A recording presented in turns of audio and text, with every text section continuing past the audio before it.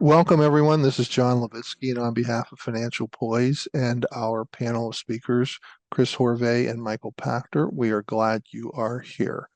What we'd like to do for a minute is take care of a few administrative housekeeping items, and then we will get into our program. The program today is intended to be a dialogue, and also please feel free to email any of us, Chris, Michael, or myself. Our email addresses are in the slides if you have any questions.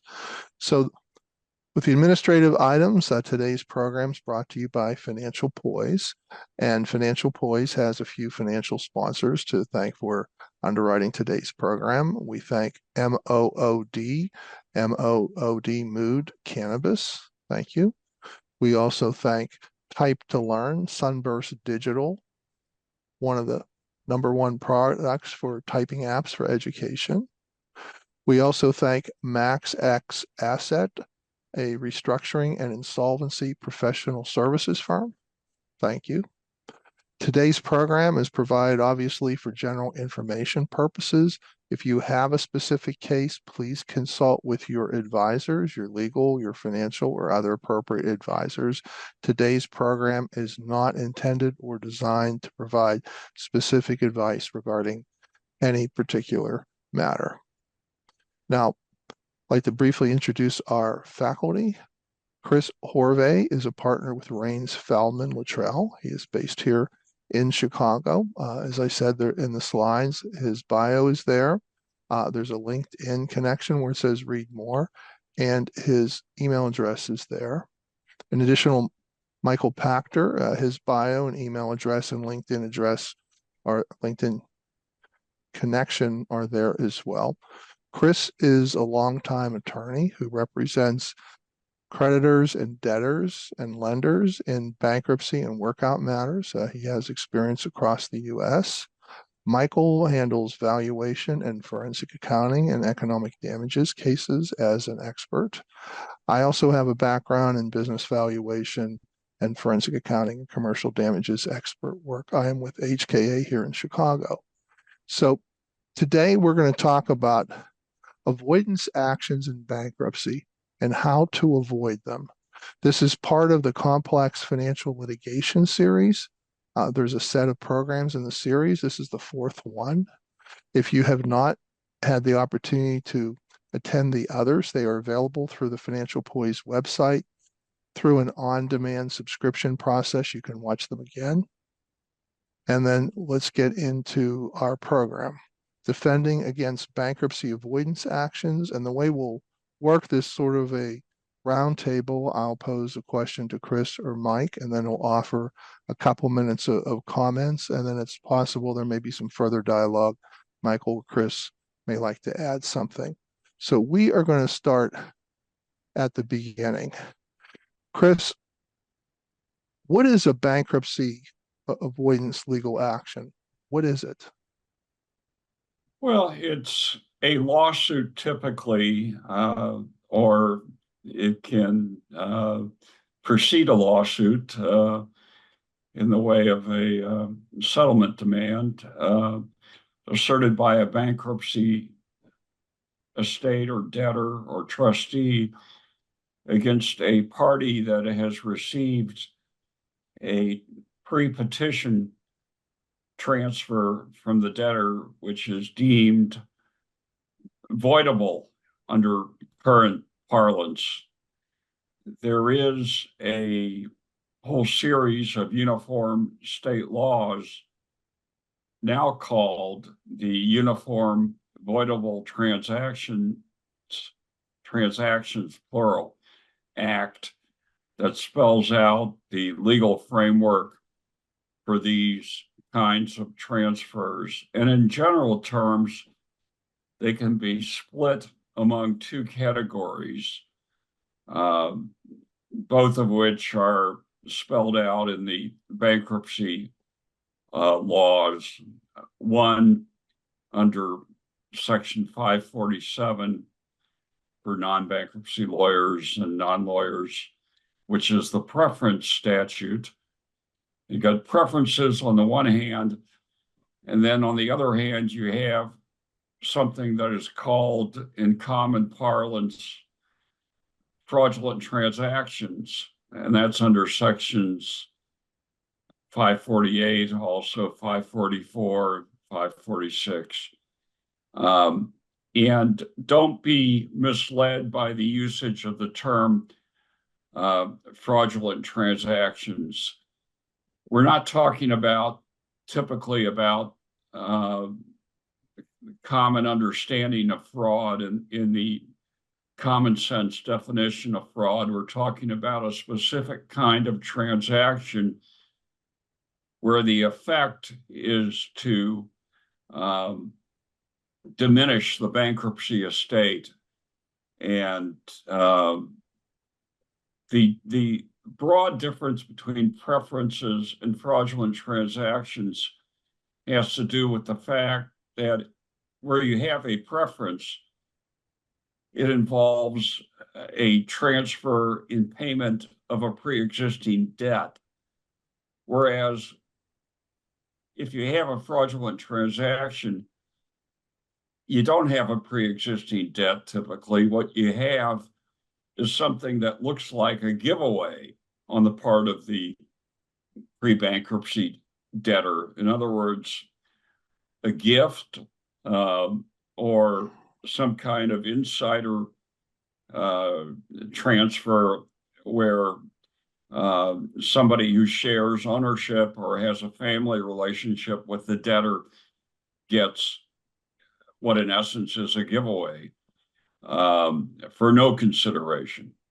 And that kind of lays it out in broad terms as to what the difference is between a preference and a fraudulent transfer. John, I don't know if you want me to go further now in regard to what is or might be a preference, but I'm happy to do so if you want me to. That would be great, Chris. And also, you'd mentioned you don't have to prove fraud. So fraud, classically, common law, misrepresentation of material fact made with knowledge of the falsity with intent to deceive, and there was reliance placed on the misrepresented information. So it sounds like it's not necessary to always prove that there was intent or there was reliance on misrepresentation. Is that correct? That's very much correct, John. What you're really talking about when it comes to fraudulent transfers are transfers that occur when the pre-bankruptcy debtor is already insolvent or is rendered insolvent as a result of the transfer, and the transferee receives the transfer and does not give reasonably equivalent consideration in exchange for the transfer. And so the word intent, you're talking about fraudulent transfers. So does there always have to be intent, or could it be constructively construed that there's fraud? It's the latter situation, which by far is more common, and while it's certainly not a slam dunk to prove it, it's a different sort of proof that is accomplished for the most part through forensic accounting, as opposed to trying to prove the pre-bankruptcy debtor's intent or state of mind, although that can come into play at times in how one views these kinds of transactions. But by far the more common and the case type that you see more often is the constructive type of fraud, as opposed to the intentional. And then are these state law actions or federal law actions? Well, it's a very interesting question and inquiry, because even though there is a federal statute under the bankruptcy laws, Section 548. And I don't want to go too far into the weeds when it comes in explaining the statutory scheme, but suffice it to say that under a different bankruptcy code section, namely 544, the bankruptcy trustee, or the plaintiff in these cases, whether it's the trustee or the debtor in possession or the creditors committee or the liquidation trustee, typically gets to utilize under 544 the state law rights of a theoretical creditor who had a claim as of the time of the transfer, or in some instances, as of the time of the bankruptcy petition. So even though under the federal bankruptcy fraudulent transfer statute, there's a 2-year statute of limitations from date of transfer, under the other section I referred to, namely 544, where the trustee has all the rights of the, quote, perfect lien creditor,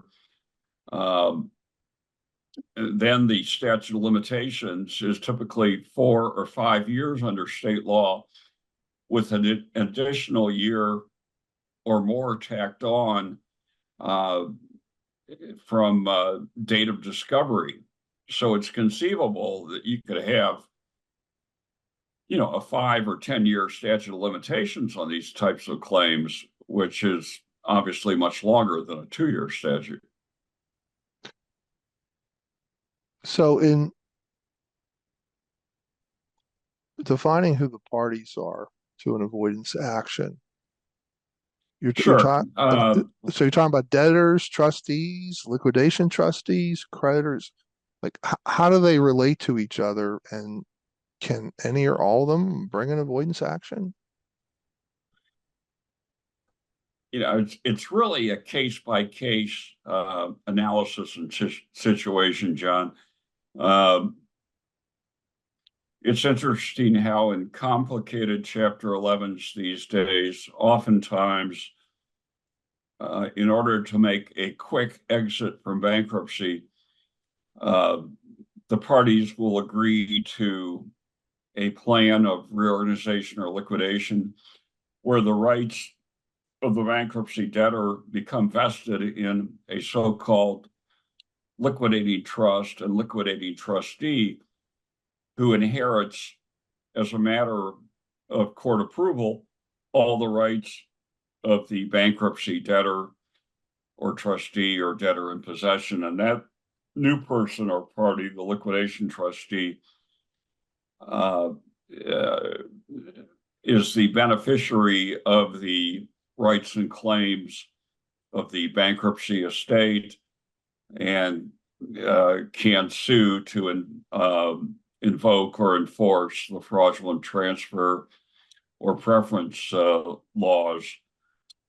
In some situations where you have an extended ongoing Chapter 11 case, and the debtor in possession has rights that politically it cannot assert for one reason or another against the vendor community or some other class of potential defendants, the creditors committee will petition the court through a motion, typically, to become the party asserting these types of claims, the plaintiff. And if the court permits it, that's fine. It can't just willy-nilly file a lawsuit where the debtor or debtor in possession remains in control of the case. It's going to need a court order. A bankruptcy trustee can be elected or appointed upon filing of the case, and is automatically appointed upon filing of a Chapter 7 as opposed to a Chapter 11. And it's the one that's going to assert these claims instead of an individual debtor. You can't have two kings trying to wear the same crown, or whatever other analogy you want to try to impose on it. So there's a variety of people that can take on the role of plaintiff in these cases, but it's going to vary case to case. And so far, what we in this category, we're talking about debtors, creditors, committees, trustees, liquidation trustees.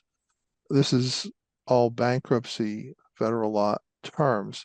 Are there situations where it's not a federal bankruptcy? Maybe it's a receivership or some other arrangement where creditors are involved and a company's financial situations in question, where these types of concepts might also apply?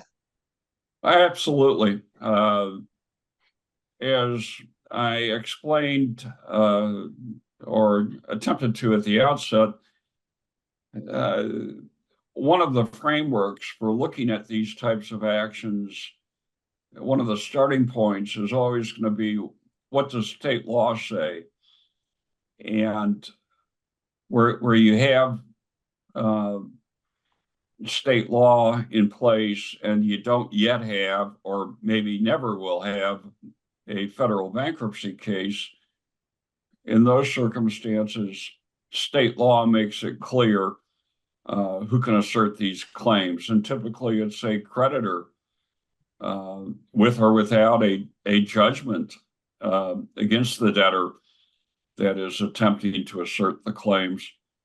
So it's really a creditor's remedy that dates back centuries to the 16th century in England, where the statute of Elizabeth, we're talking about Elizabeth I, was enacted in 1571 or sometime. That forms the theoretical framework here. So these types of laws have been around for a long time, suffice it to say. Well, Michael, we heard about some of the parties that could be involved in these actions. What about like suppliers or stockholders or executives that are owed large amounts of incentive or deferred compensation? Are there other types of parties that might find themselves involved in avoidance actions? So yes, there's going to be a whole range of people who are involved in these avoidance actions. So just to recap, avoidance actions are legal proceedings undertaken to recover assets or payments that were improperly transferred before the bankruptcy or before the point of insolvency. And various parties can commonly find themselves involved in the avoidance action. Typically, you would find debtors who are involved. These are the individuals or the businesses that transferred assets or made payments before declaring bankruptcy. You could have trustees or administrators, whether they were appointed by the bankruptcy court or some other mechanism, that are responsible for managing the debtor's estate. And they're responsible for pursuing avoidance actions to recover assets for the benefit of creditors. And then you can have the creditors themselves, parties to whom the debtor owes money, and they would initiate or support avoidance actions in order to maximize their recovery from the debtor's estate. Of course, you can have all the individuals or entities that actually received assets or payments from the debtor. And these parties are typically defendants in avoidance actions and may be required to return all or some of the assets or payments under the clawback litigation. You could also find the involvement of insiders, people or entities with a close relationship to the debtor, family members, business partners, company executives, who could have received preferential treatment or fraudulent transfers. Of course, you're going to find courts and judges who oversee the avoidance actions, make rulings on the validity of transfers, listen to the hearings, and determine appropriate remedies. And then, of course, there's a whole host of lawyers, accountants, financial consultants who may have advised the debtor or recipients of the transfers, and their role and their actions might be scrutinized during the avoidance actions. I've recently been following a debate about the broader issues as to whether or not a bankruptcy case is an appropriate mechanism to resolve mass tort claims. And these are lawsuits brought by a group of people who have been harmed in a similar way, such as a plane crash or a defective product, and they are using the bankruptcy system.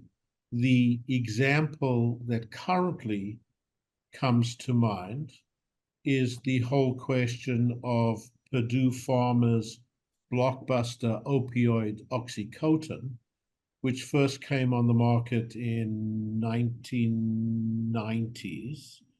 And the Supreme Court of the United States is, I think, at present hearing oral arguments regarding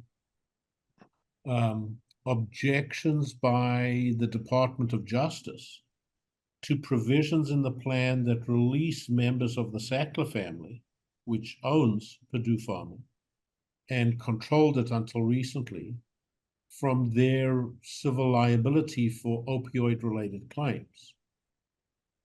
The plan seems to have wide support from creditors, municipalities, and victims who see it as the only way to receive compensation. But there is a fairly rigorous debate and argument about the rights and duties. And so you can also see these kind of people and the government agencies and the regulatory bodies being part of parties who are commonly finding themselves involved in avoidance actions. Yeah, that's really an interesting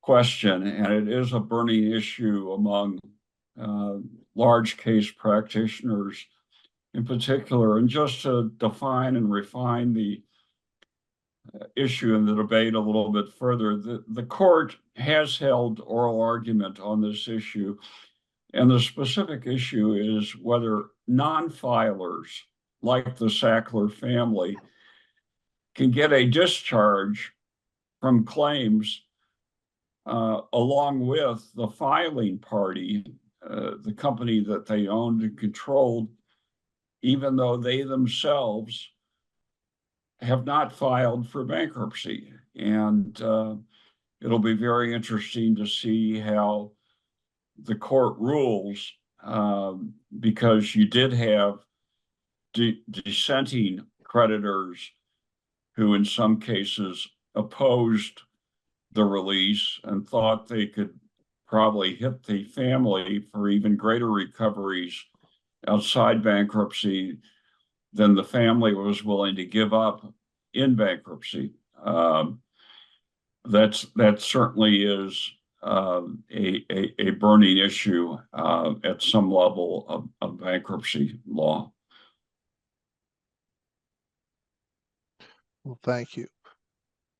Michael, as we introduced you, we said you have a background in business valuation and forensic accounting and commercial damages expert work. And Chris had mentioned that there were some valuation and solvency issues here. So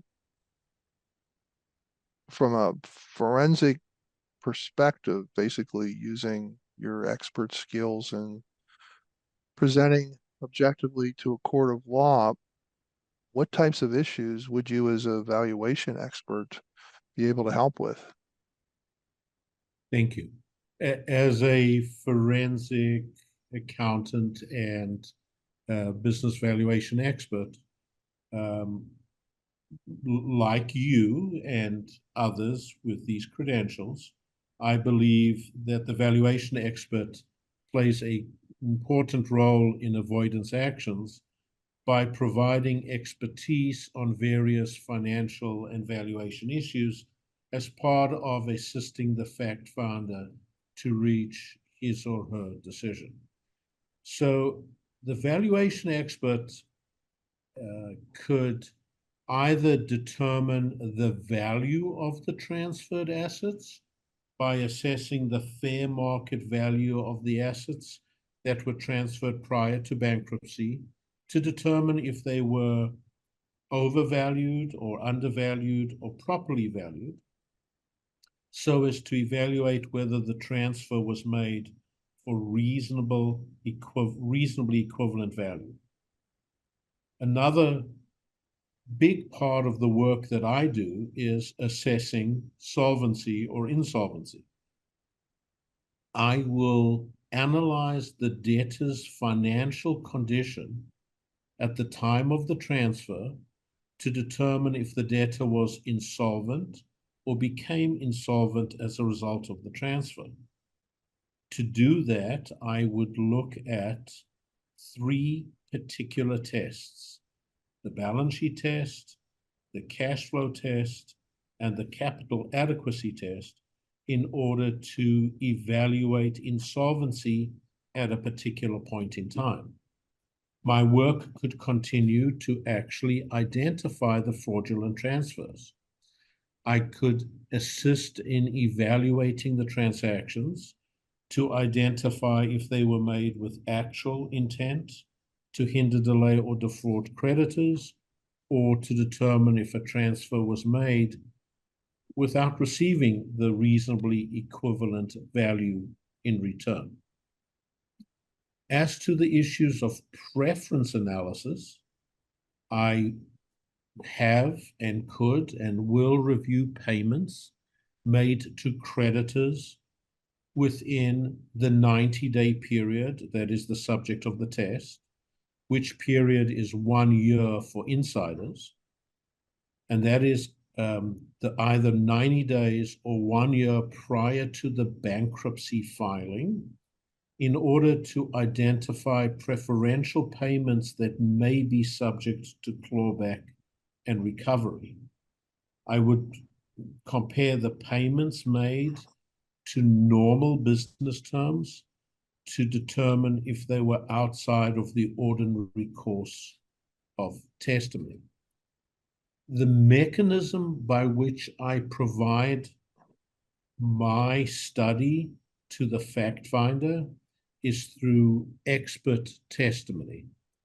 By providing expert testimony, I am hoping to assist the fact finder regarding the valuation of assets, the debtor's financial condition, the nature of transactions.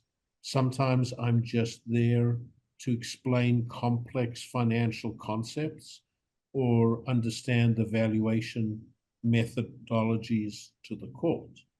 Sometimes I'm there simply to review the business of the debtor or its operations, or simply let the fact finder get a better understanding of the financial records.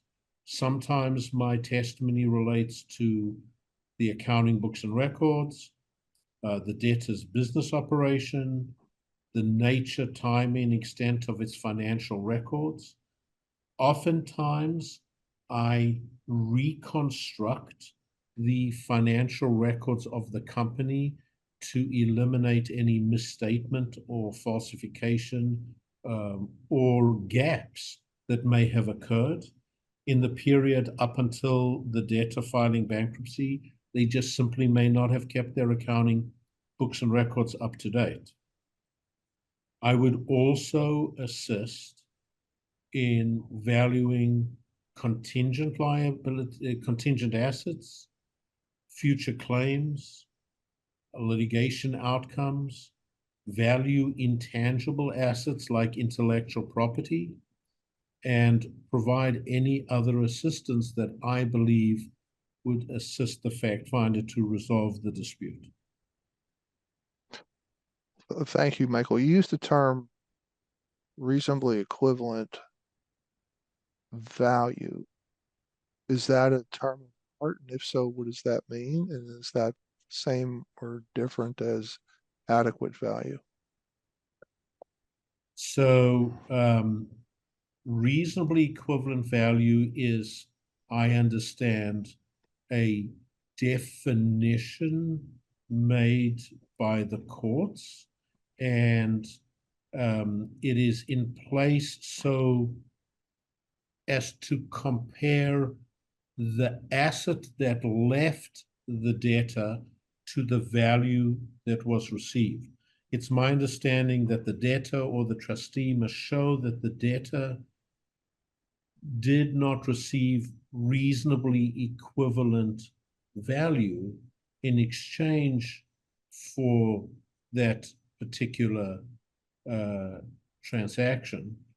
And it doesn't mean exact equivalent value, but it is an assessment of the value given by the debtor to the value received in return. I understand that reasonably equivalent value is context specific and can involve several factors, such as analyzing the fair market value, the totality of all circumstances, the economic benefit to the debtor, and looking at the direct or indirect benefits that the debtor received in exchange for the assets given up. I would, in part, consider the price, the fair market value, being the price that the willing buyer would pay a willing seller in an arm's length transaction, everybody with full knowledge of the transaction. John, let me just comment on one of the items that Michael touched on that is of importance to me as a practitioner. Typically, when I represent liquidation trustees or other potential plaintiff parties, right at the outset, one of the things that I need somebody like Michael or you to do, and this seems relatively rudimentary by comparison to other things that you may do, but it's to establish a listing of questionable transfers, either by way of preferences or fraudulent transfers. And if it's the former, it's really, as Michael explained, a question of looking at 90-day transfers or 1-year transfers in the case of insiders. The thing about 90-day transfers is that there's a presumption of insolvency for the 90 days preceding bankruptcy, which is of tremendous value to a plaintiff. It's very hard for a defendant to overcome that presumption. Needless to say, the defendant's going to have a bunch of potential defenses, but insolvency is not going to be one of them, most likely, in those situations. Now let me turn to fraudulent transfers. They're the first task. It's kind of like a reverse engineering process to some degree. I want to know with some degree of certainty what the first date of insolvency was for the debtor. And I want to make sure that subsequent to that first date of insolvency, the debtor didn't flip back to solvency. If I get that assurance, then I can have the expert look at every questionable transaction post date of insolvency for which the debtor did not receive reasonably equivalent value and decide whether or not to investigate and pursue those transactions at a higher level of scrutiny with the assistance of the financial advisor. And in that regard, when you think about transfers, you don't just think about transfers of money or property. You also think about things like extension of guarantees for the benefit of non-debtor parties. Those of the in and of themselves can potentially constitute fraudulent transfers, just like grants of liens might in those types of circumstances. So there's kind of a wide plethora of questionable transactions that your expert should look for with your assistance. It's really a mutual assistance type of a relationship in trying to figure out where you've got potential causes of action that are worthy of demand and lawsuit. So Chris, is it possible that in some cases, Michael said it's context specific, that maybe a declaration of a dividend or an extension and increase of top executive employment compensation contracts might be some types of transactions that would merit reviewing as well? No question about that, John. Where you have what in essence is a declaration of a dividend. State law typically makes it clear that dividends can only get paid out of retained earnings. And if owners are simply sweeping cash accounts of companies that they own and control and using them for their own purpose or to fund another business, and they don't have sufficient retained earnings to take the money, then they potentially subject themselves to a complaint for a fraudulent transfer. And you see this sometimes occasionally occur, even in the instance of leveraged buyouts, where selling parties will end up with the proceeds of sale, even though in order to effectuate the transaction, the potential bankruptcy debtor has taken on all kinds of new debt in order to fund the buyout or the purchase of the owner's stockholding interest. And I've pursued and succeeded in lawsuits in exactly those types of situations. Well, what about we hear in the news about companies separating themselves into the new good company and the old, let's just put it figuratively, old bad company? Say a company's encountered environmental problems or they encountered class action lawsuits, which are massive, and there are risks that they may lose. In those situations where they split themselves into two companies, do these considerations come up as well? No question about it. And this, in a similar fashion to the issue that Michael touched on a few minutes ago, is really a hot topic in bankruptcy. What you're talking about has been called the Texas two-step, only because a large number of these cases have been recently filed in the Southern District of Texas, where the practice has become common.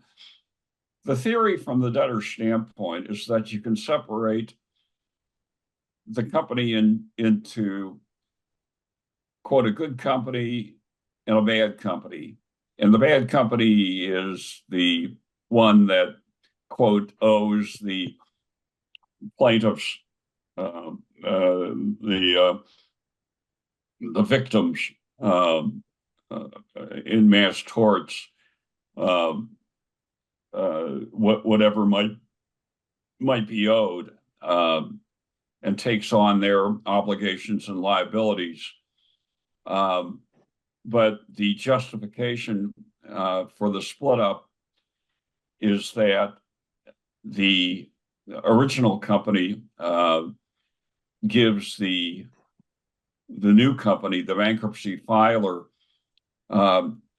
reasonably equivalent value and sufficient assets to pay the victims at least as much as they would get in the event you didn't split the companies in two.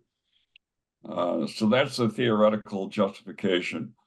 You know, the victims necessarily cry foul because they don't have the advantage of the continued cash flow and wherewithal of the original company, which, you know, from a balance sheet standpoint, may be entirely solvent in terms of its ability to pay their debts as they come due. And, you know, their justification for the split up in two is that without the split up in two, the litigation costs, settlement costs, attorney's fees are going to bankrupt them. While if you split the companies in two and put the bad company in bankruptcy, then you've got a common locus of litigation and a much easier basis for managing the litigation by the mass tort victims. But it's a highly controversial tactic. It's been rejected a couple times already at the Court of Appeals level, and we'll see when and if it gets to the Supreme Court level, because like all burning issues in bankruptcy, eventually you're going to see a split in the circuits, which the Supreme Court will have to resolve one way or another. Well, thank you, Chris. And you'd mentioned about insolvency and insolvency date. So what is that date? Is that the date when the transaction or the result of the transaction would make the debtor insolvent, or is the date, say, if it's a federal bankruptcy, when the bankruptcy petition's filed? The insolvency date precedes the petition date necessarily. And the issue is, as I think Michael has already explained to a fairly large degree, at what point did the debtor meet one of the three tests that are spelled out in the statute?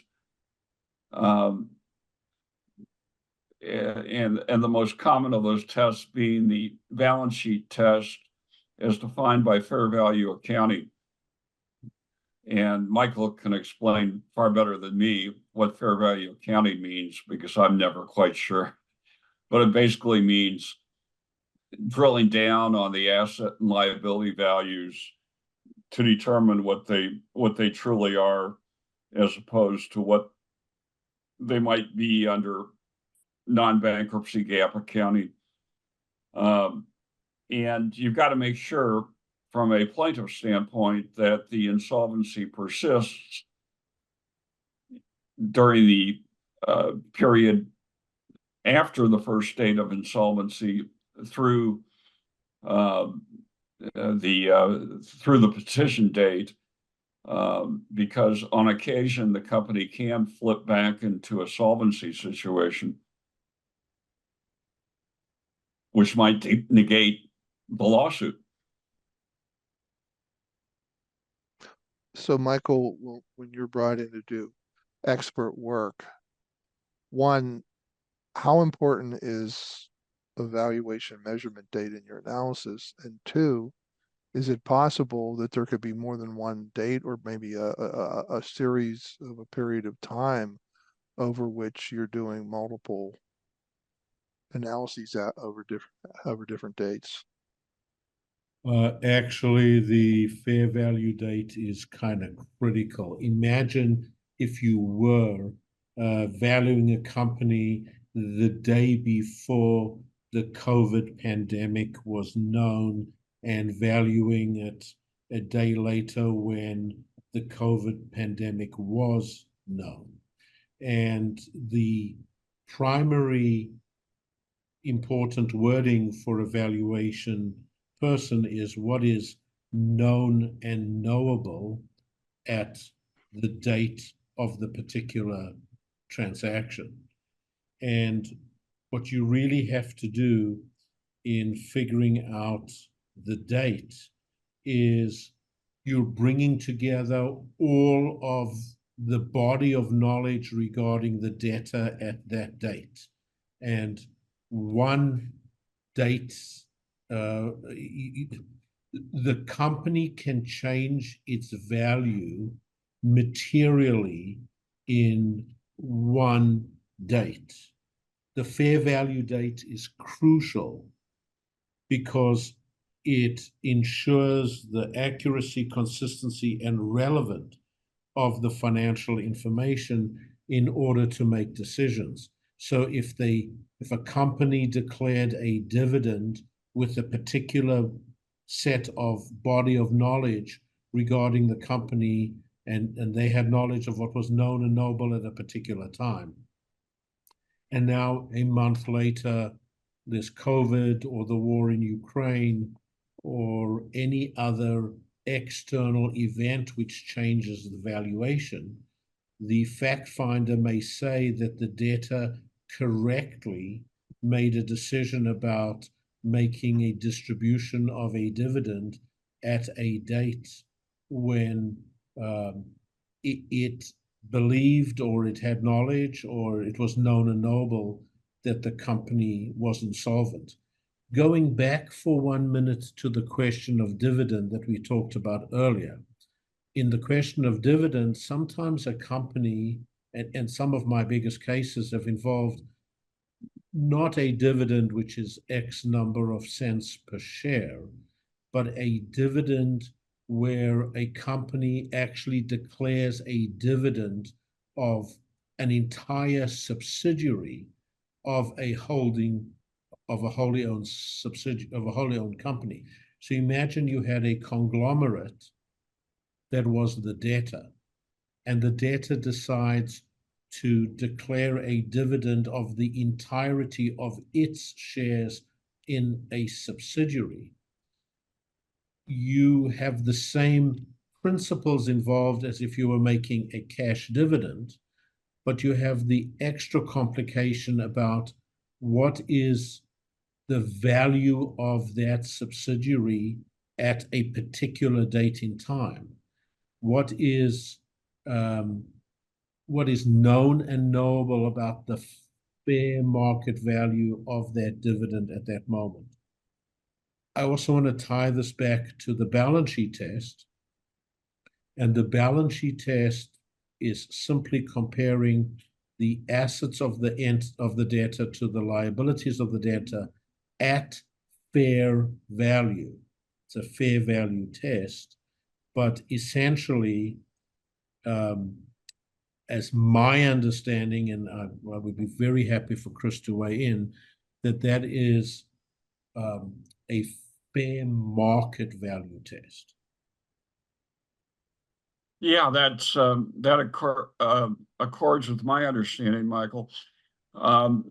To me, the interesting related issue is whether the two additional tests are additive or mandatory or more restrictive than the balance sheet tests. And I've always taken the view that they're additive and alternative, that even though you might be solvent from a fair value balance sheet test, you may not be solvent from the standpoint of having sufficient capital to carry on the reasonably foreseeable business or obligations of the debtor, which would be an alternative and more liberal type of test.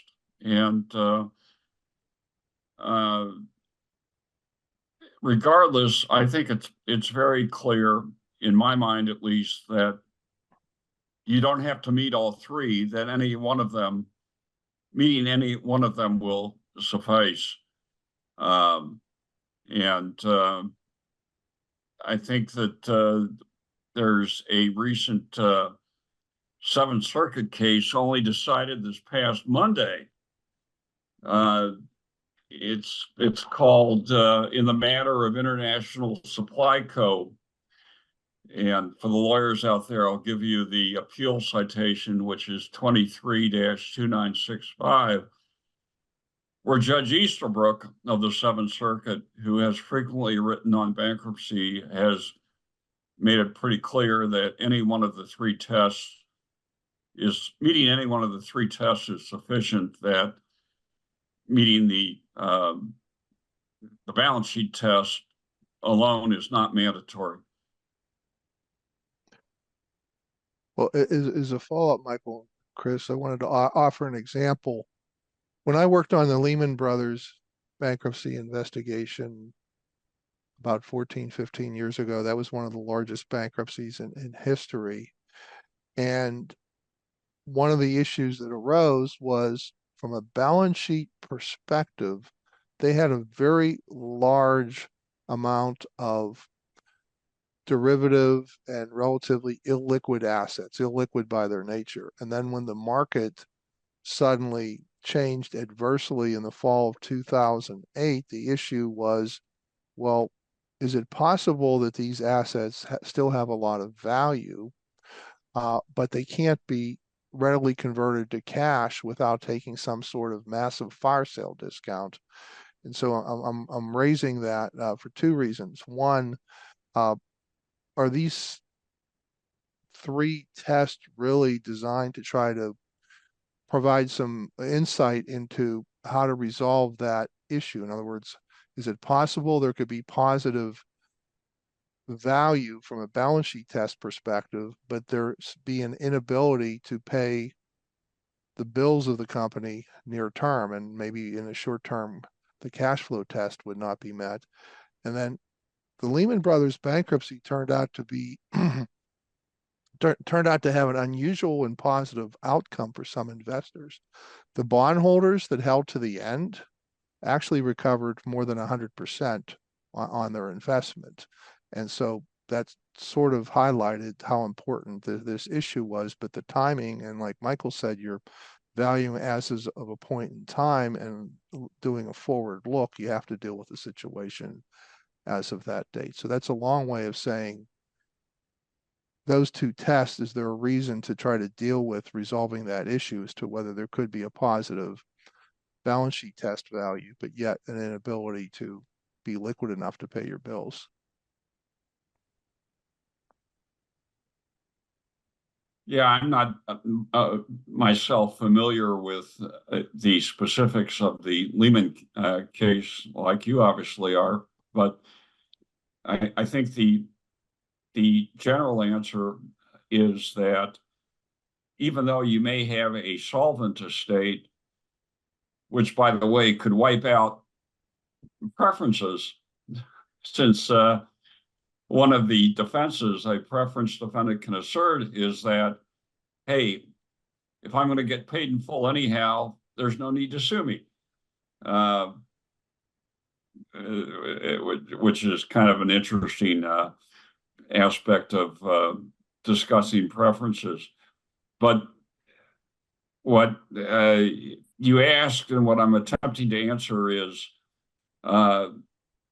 yes, applying the alternative tests, you could have a situation where the debtor is solvent from a balance sheet test, even applying fair value accounting, but lacks sufficient capital to carry on its business. In other words, is insolvent in terms of ability to pay their debts as they come due, in which case you do have insolvency under the statutory definitions. So if you meet the balance sheet test, but you are unable to pay your debts in the ordinary course, it's my understanding that the bankruptcy judge could still find that you are not solvent. That's my understanding as well. Yes. John, one of the things I haven't, I was starting to touch on it at the outset, and we've touched on it incidentally as we've gone through here. But, what are the typical defenses in 547 preference and 548 fraudulent transfer cases? And, there are common defenses that you see all the time when you split these things into preferences versus fraudulent transfers. And on the preference side, the most common one by far is ordinary course of business. And I was recently involved in one of the mega cases down in Houston where I represented a quote captive supplier in the Dean's Food case, where it's business was totally dependent, well, let's say 50% dependent upon Dean's, and got sued for $5 million in preferences, and we were able to show the plaintiff's law firm that all but 15 or 20,000 of these payments or transfers that were made within the 90 days were all within ordinary contract terms and made in the ordinary course of business. So ordinary course of business is, I think, far and away the most common defense you see in the preference recovery lawsuits. On the 548 fraudulent transfer side, it really can boil down to several issues, and in all of them, you need the assistance of an expert such as yourself or Michael.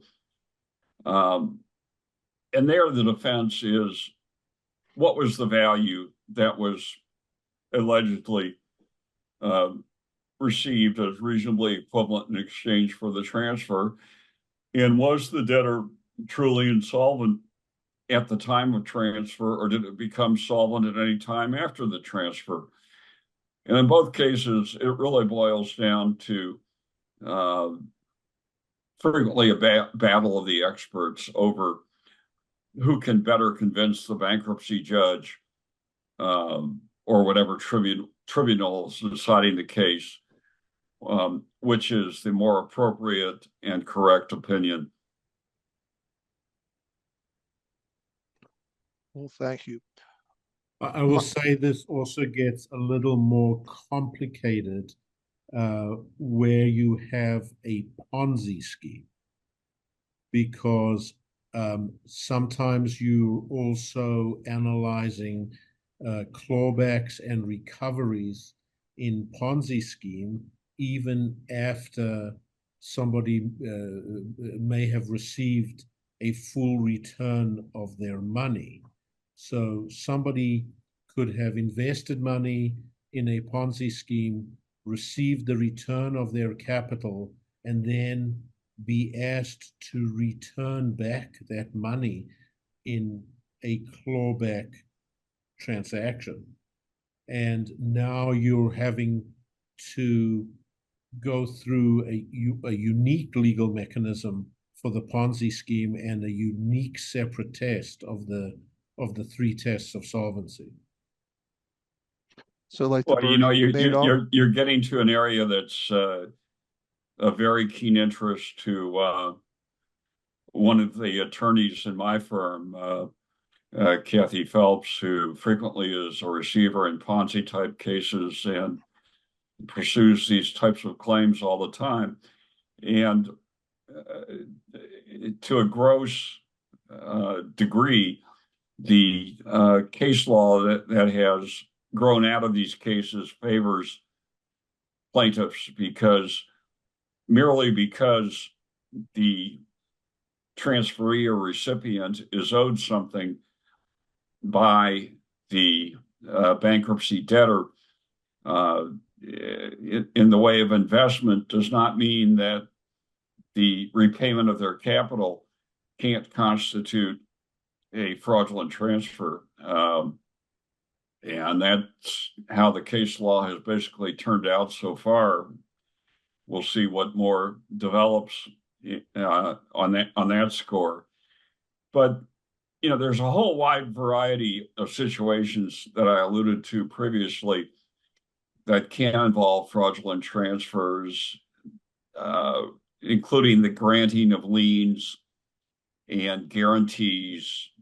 And there's kind of a split between upstream guarantees on the part of subsidiaries towards their parents and downstream guarantees on the part of parents for the debts of subsidiaries. And then the latter type of transfer is harder to attack than the first type, which is relatively easier. The only other comment I would have from a general standpoint is that the vendor community in particular despises preference actions because they think it's morally unfair for them to get attacked and for clawbacks to be asserted on repayment of debts that were fairly and honestly incurred. And I understand their moral outrage on the one hand, but on the other hand, there's a whole philosophical construct behind preferences that basically says, number one, we don't want to encourage aggressive pre-bankruptcy litigation tactics that prematurely force debtors to file bankruptcies, which would be the case if you did not have preference statutes. And number two, certain aggressive plaintiffs should not get treated better than non-aggressive plaintiffs, which would be the case if you didn't have preference statutes. In other words, don't go to pleading a potential bankruptcy estate just to favor more aggressive litigants rather than less aggressive ones. And that's kind of the philosophical backdrop here that involves an endless debate that's never going to be resolved unless unless Congress decides to change the statutory framework. Well, Michael and Chris, thank you very much. On the note that Chris was providing some philosophical, logical background for why these types of laws and rules exist. We do have some additional cases for further reading, which our audience may find of interest. Those are towards the end of the deck, the key cases regarding insolvency on that slide. Plus, Chris and Michael highlighted the other case that was just issued this week, the decision on June 3rd of 2024, the International Supply Company appeal by Citizens Equity First Credit Union.